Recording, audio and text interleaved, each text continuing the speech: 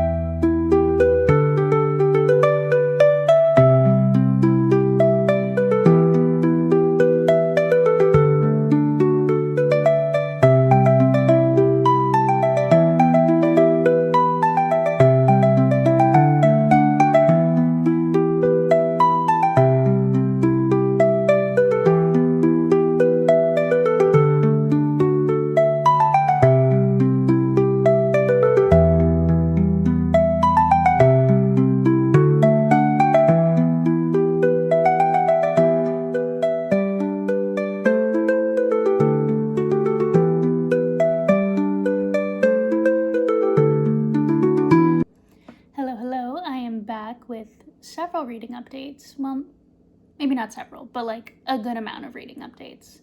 It is a wonderfully miserable day. It's like cloudy and gray. It's not rainy, it's just kind of windy. So it's like one of those perfect, like, ooh, I'm gonna sit outside with like a hot beverage and chill out and read my book. Oh, it's so nice. I love days like this, where it's like the sky is gray and but it's not raining. That's the important part, because rain is nice, but like those crisp days where it's cold but it's not raining, and I'm like, yes, you're perfect, I love you. Anyway, I finished The Road of Bones yesterday. I devoured like the last half of it in an afternoon. Easily one of my favorite books that I've read in a hot minute.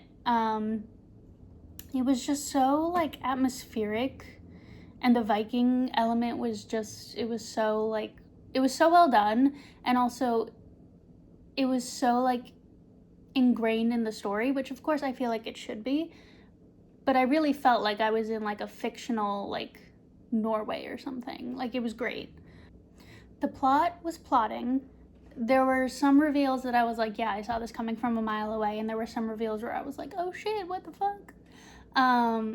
So that was fun. I was expecting it to be like a very predictable book, because the plot overall is like very classic, kind of cliche, like not anything special. It's like the setting and the writing, and I think the FMC that really sets it apart from other books. Like, she's just she's naive, but she's so sweet and so positive. She does this thing where she thinks Hearthfire thoughts, and they're different every time, and I'm like, this is actually the cutest thing I've ever read in my life.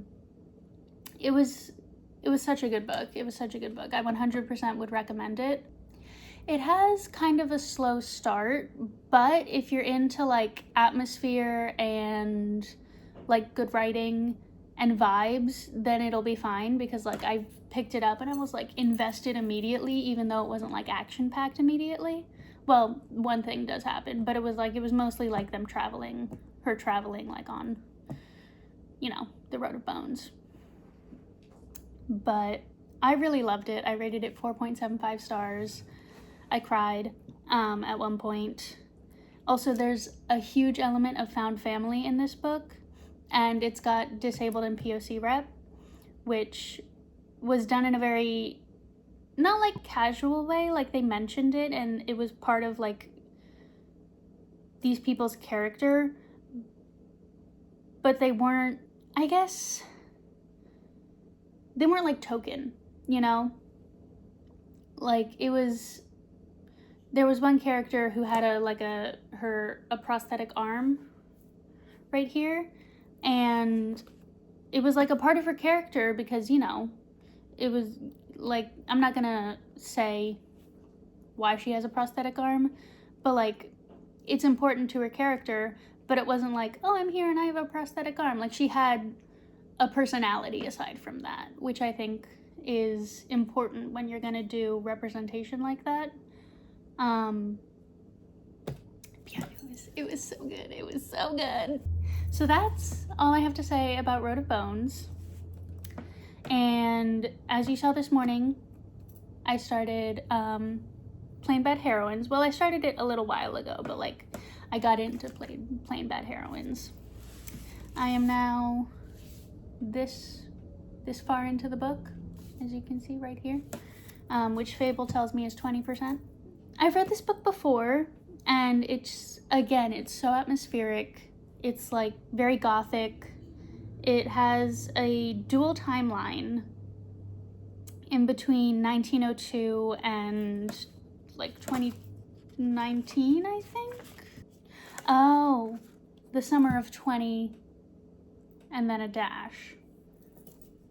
So it's in the 2000s, and they have phones, so I guess it's like, it was written in 2020, so I have to assume it was like kind of around that time, but it is like purposefully ambiguous, I guess, which is a choice that the author made. I really like the way this author writes, and I really like the style of this book. There's footnotes in it, and like every time they start a new chapter, the character whose like chapter it is, their name is in bold, which I think is really fun. There's also illustrations in this book, which like they're just black and white like sketches essentially, but they're so like creepy, and they work really well with like the vibe of the book. It's overall like a perfect book for like October. I read it in February the first time, which again, it was very good for February too, but like it's just gothic horror, lesbian, sapphic, like nature horror, which is a very specific subgenre, but it's one that I find I really enjoy. And then, of course, the author, the narrator, is constantly referring to reader, like addressing you, which I think is a really interesting, like, it's very immersive, I think, and it has a lot of implications to, like, the story. Like, is it the author addressing you? Is it the narrator who is not the author addressing you? Who is the narrator, and why are they addressing you? This is the stuff I think about as an English major, and it's just a very, like, it's very casual, but also very, like, sophisticated, if that makes sense. Like, the addressing of the reader makes it seem like a conversation, but also the writing is very, like, lofty and atmospheric, so it's an interesting combination. And there's just a lot of Sapphicness in this, which is just delightful.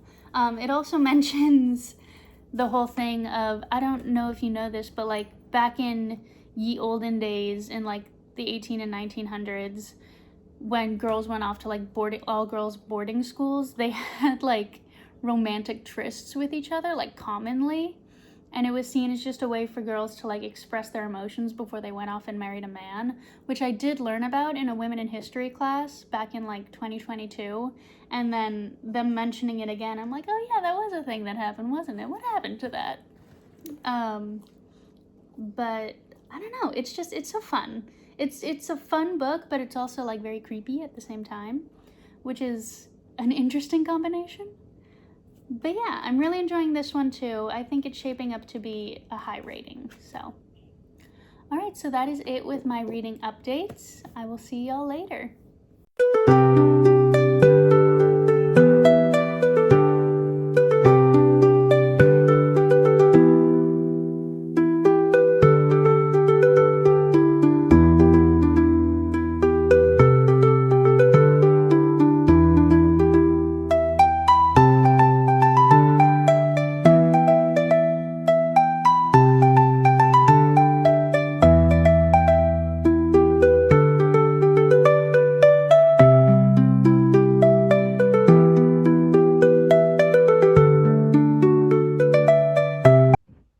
Hello, I'm back with some terrible, terrible news.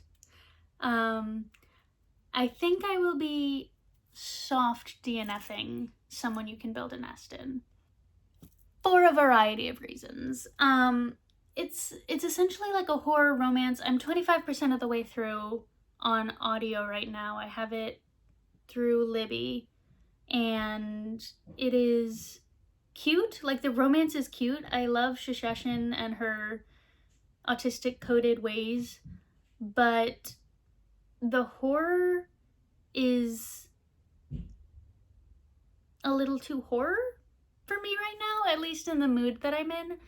And you know, y'all, I'm beginning to think I'm simply not an audiobook girly. The narration really affects my enjoyment of the story, almost always in a negative way. Like, I feel like if I had been...